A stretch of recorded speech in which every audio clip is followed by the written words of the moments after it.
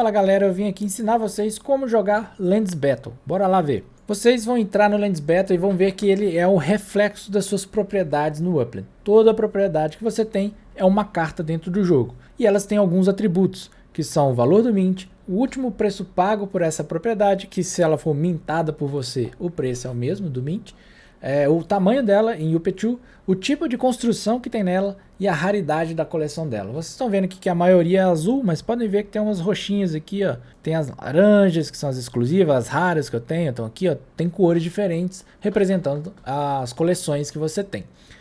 E como que o jogo funciona? Você precisa montar um deck de 30 cartas, né? O seu oponente também vai montar um deck de 30 cartas. Esse deck vai ser embaralhado pelo jogo e a cada rodada ele vai virar as cartas do topo e vai ver a comparação que o jogo decidiu fazer. O jogo vai falar antes, por exemplo, vamos analisar agora o menor valor de mint. Ele vira as cartas do topo e a carta que tiver o menor valor de mint leva um ponto. Ele pode olhar também o maior valor ou um intervalo de valor, por exemplo, vou olhar o UP2 entre 200 e 280. Se você tiver, você leva o ponto. O jogador que fizer 5 pontos primeiro, leva a partida. E você pode criar ou entrar em partidas já existentes e você fala qual é o valor que você quer criar aquela partida. Ou você escolhe, né, se tem partidas lá abertas de valores diferentes, você escolhe qual que você quer entrar. Por exemplo, se eu criar uma partida de 1000 UPX, a pessoa vai ter que aceitar também colocando 1000 UPX, o pote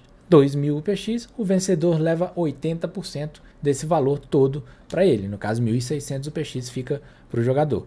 Como a partida rola automaticamente, você pode vir no seu histórico de jogos e assistir uma por uma. Você pode criar o jogo e deixar lá, ele vai rodar, você vai saber se você ganhou ou perdeu, se você não tiver visto, né, ao vivo a partida, mas você pode entrar lá, ver tudo que rolou, utilizar esse histórico para remanejar o seu deck. Você vem aqui e coloca outras cartas. Você viu que, por exemplo, você sempre perde quando tem cartas muito pequenas, então você vem cá e acrescenta mais cartas pequenas. A gente tem um filtro que te ajuda a ordenar, por exemplo, menor mint, maior mint, né? Você consegue colocar aqui maior UP2, menor UP2 e facilitar a montagem do seu deck. Quanto melhor o seu deck, menos você vai depender do fator sorte.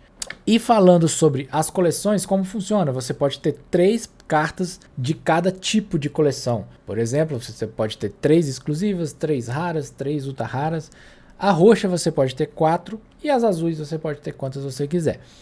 Se numa rodada vier, por exemplo, uma propriedade de coleção exclusiva e na rodada seguinte vier a outra de coleção exclusiva, você ganha um bônus. Você aumenta ou diminui, né, o valor dependendo do que está sendo comparado e sua chance de ganhar aumenta. Então, quanto mais coleções você tiver, maior diversidade de coleção, mais chance de ganhar bônus durante a partida você tem. E as construções como funcionam? Ele analisa qual é a melhor construção de acordo com o número de Sparks que você tem que ter para construir aquela construção. E se tiver olhando, por exemplo, a menor construção, e você tem uma carta que tem uma micro house e a pessoa tem uma carta que não tem construção nenhuma, você vai ganhar. Porque apesar de ser uma micro house, ele nem construção tem. Então, ter construção é muito importante nesse jogo. Valorize seu Spark.